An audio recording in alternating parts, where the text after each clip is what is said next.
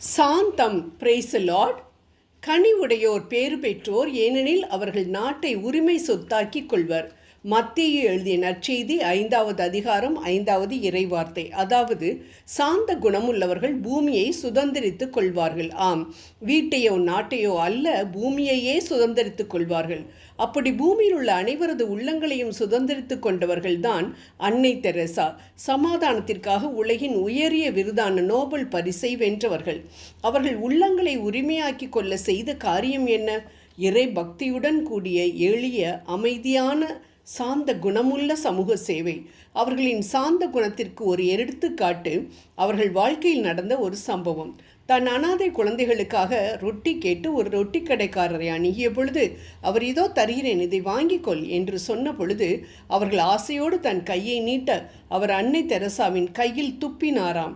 அவர்கள் சிறிதளவு கூட கோபப்படாமல், நன்றி ஐயா, இது எனக்கு, ஆனால் என் பிள்ளைங்களுக்கு ஏதாவது கொடுங்களே என்று சிரித்த முகத்துடன் அடுத்த கையை நீட்டினார்களாம். அந்த ரொட்டி கடைக்காரர் இந்த செய்கையினால் குத்தப்பட்டவராய், மனம் திருந்தியவராய், தினந்தோறும் தவறாமல் அனாதை ஆசிரமத்திற்கு இலவசமாக ரொட்டி கொடுப்பவராக மாறினாராம். ஆம் அன்பானவர்களே, இதுதான் சாந்த குணம். அதாவது எந்த காரியத்தையும் மென்மையாக, மிக கவனமாக, அன்புடன் கையாளும் குணம். பாருங்கள், அன்னை தெரேசாவின் இந்த சாந்த குணம் முரட்டு குணம் கொண்ட மனிதரை எப்படி ஒரு நொடியில் மாற்றியது என்று. அவர்கள் அந்த மனிதரை திட்டுவிட்டு வந்திருக்கலாம், அல்லது அவரை மாதிரி முரட்டுத்தனமான காரியத்தில் ஈடுபட்டிருக்கலாம். ஆனால் அப்படி செய்யாமல் இயேசுவின் அன்பை பிரதிபலித்ததினால் நடந்தது ஒரு மனமாற்றம். என் அன்பர் இயேசுவுக்கு முகத்தில் கிடைத்தது எனக்கு கையில் கிடைத்திருக்கிறது.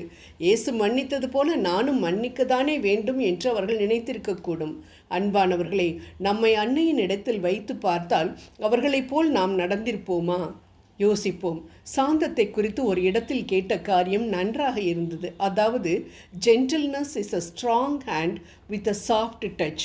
அதாவது, வலிமையான கரம் ஆனால் மென்மையான தொடுதல்.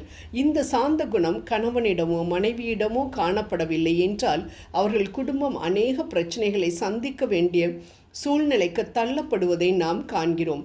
பிள்ளைகள் தவறு செய்யும் பொழுது நிச்சயம் நாம் கடிந்து கொள்ளத்தான் வேண்டும்.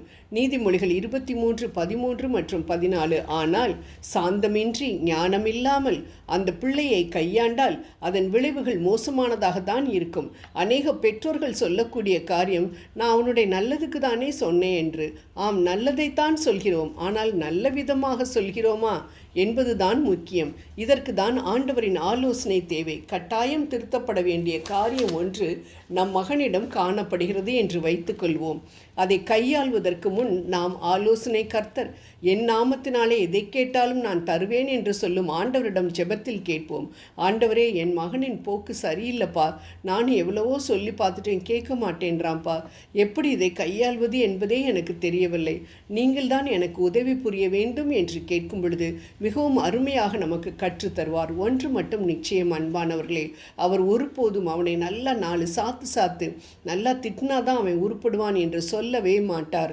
ஏனென்றால் அவரை துன்பப்படுத்தியவர்களை அவர் திட்டவில்லை, திருப்பி அடிக்கவில்லை, மாறாக சாந்த சொரூபியாக இருந்து வெற்றி சிறந்தார்.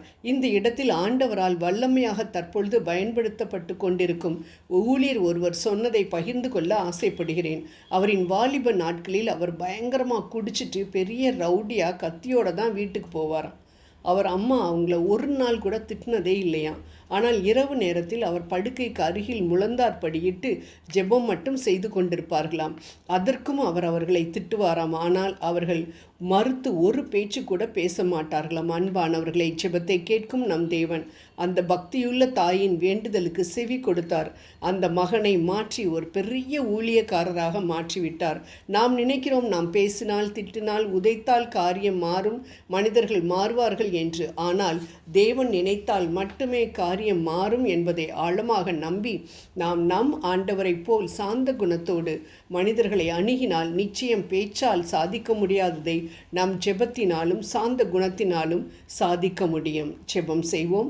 சாந்த குணமுள்ளவர்கள் பாக்கியவான்கள் என்ற எங்கள் அன்பு தெய்வமே, எந்த காரியத்தையும் நான் முரட்டுத்தனமாக அல்ல, மாறாக மென்மையாக நீர் தரும் ஞானத்தோடு கையாள எனக்கு உதவி புரியும்.